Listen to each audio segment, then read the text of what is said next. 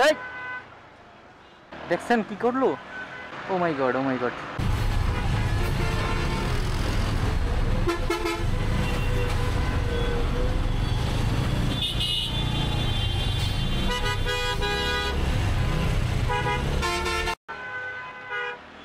এই এই দেখছেন কি করলো? দেখছেন করলোটা কি?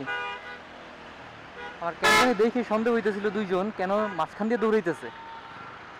ও মাই গড, ও মাই গড।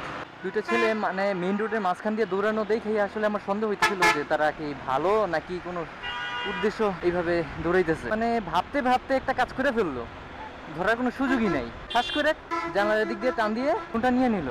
এটা কিছু হইলো?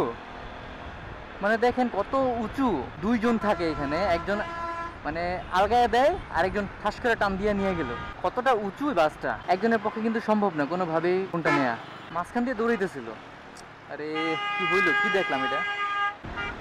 আমার কেন জানি সন্দেহ হইতেছিল, ওই সন্দেহ থেকে আমি ক্যামেরাটা অন করছি। মানে ভাবতে ভাবতে ঘটনাটা ঘটে গেল চোখের সামনে।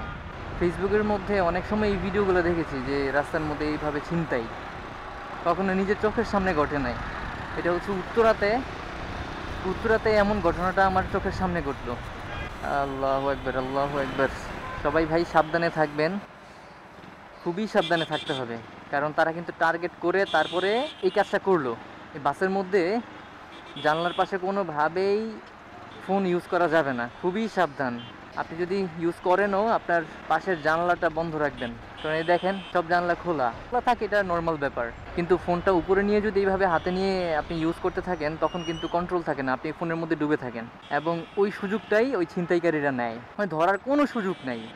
রানিং রোডের মধ্যে বাস থেকে টান দিয়ে নিয়ে গেল। আরে কি দেখলাম এটা? সবাই সাবধানে থাকবেন ভাই। বাসের মধ্যে উঠলে জানলার পাশে যদি আপনি বসেন, ফোন ইউজ না করাই ভালো। আর যদি ইউজ করেন, আপনার সাবধানতা আপনার কাছে, জানলা লাগিয়ে রাখবেন অথবা খুবই সাবধানে ফোন ইউজ করবেন। ইমার্জেন্সি ছাড়া ফোন ইউজ করার দরকারই নেই জানলার পাশে। যাই হোক, সবাই সাবধানে থাকবেন, ভালো থাকবেন। আসসালামু আলাইকুম ওয়া রাহমাতুল্লাহ।